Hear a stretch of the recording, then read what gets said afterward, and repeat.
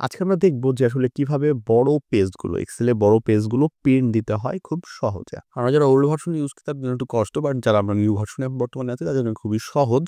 তবে কিছু পদ্ধতি আছে যেগুলো আমাদেরকে অবশ্যই জানা দরকার। তাই ধরুন আমি এই পেজটাকে প্রিন্ট দিতে যাচ্ছি। যদি প্রিন্ট দিতে যাই তাহলে দেখেন কি আমার কিন্তু বাকি অংশগুলো আসে নাই। যেমন কি এখানে আমার টোটাল মার্ক ছিল, তারপরে জিপিএ ছিল, তারপরে লেটার গ্রেড ছিল, এগুলো ছিল। এই অংশগুলো কিন্তু আমার আসে নাই। কারণ এই অংশগুলো আমার লাগবে। তাহলে আমরা কি করতে পারি? কন্ট্রোল পিতে গিয়ে এখানে আমরা কিছু সেটিং করতে পারি। যেমন এটা আমরা বুঝতে পারতেছি যে পেজটা যদি আমার ওয়াইড হয়, ঠিক আছে? তাহলে ওটি যদি ল্যান্ডস্কেপে নিয়ে যাই তাহলে কিন্তু আমার চলে আসতেছে। আমি ল্যান্ডস্কেপে নিয়ে এলাম, চলে আসতেছে। আমার যদি আরও ঘর থাকে তাহলে আমি কি করতে পারি? মার্জিনটাকে ছোট করে দিতে পারি। যেমন ধরুন আমার আরও ঘর আছে, তাহলে আমরা কি করতে পারি? মার্জিনটাকে ছোট করে দিই।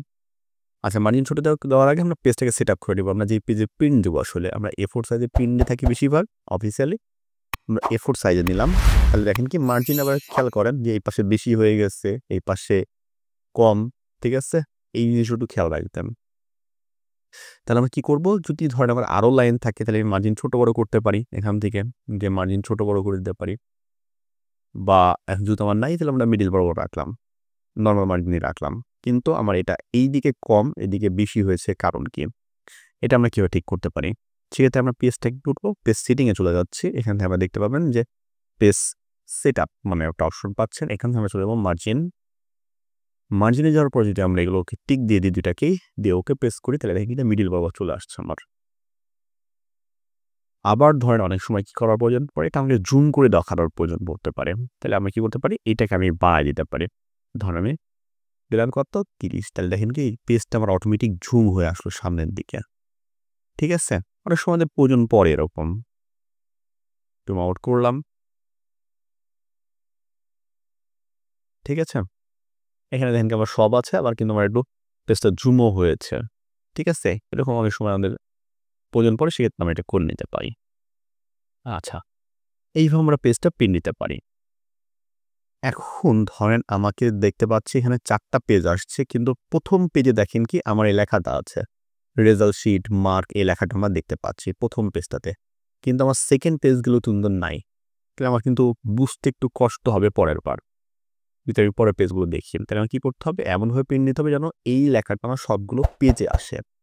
সেজন্য আমরা কি করতে পারি? এই লেখা দুটোকে সিলেক্ট করে আমরা চলে যাব হচ্ছে পেজ লেআউট। পেজ লেআউট আসার পরে চলে যাবো আমরা হচ্ছে প্রিন্ট টাইটেল।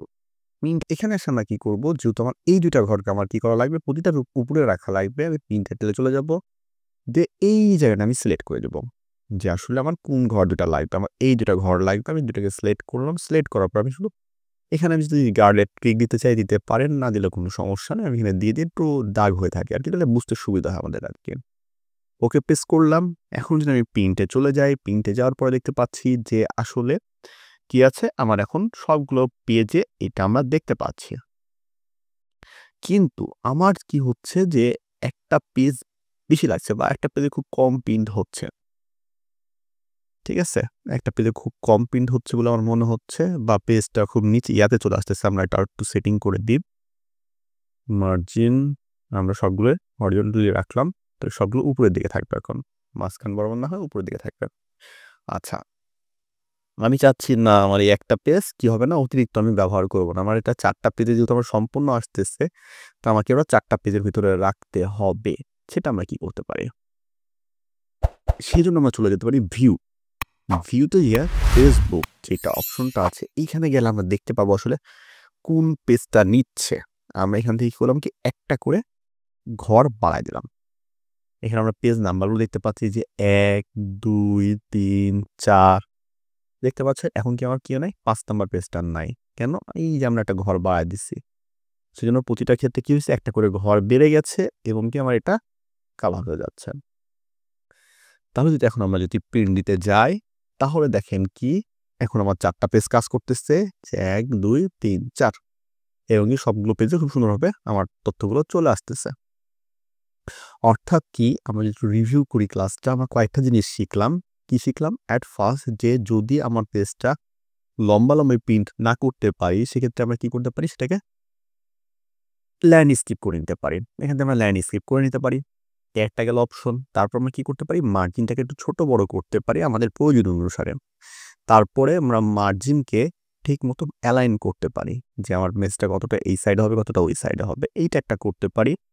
তারপর আমরা কি করতে পারি যে আসলে আমার যে টাইটেল ঘরগুলো থাকে সেগুলো আমি নির্দিষ্ট করতে পারি।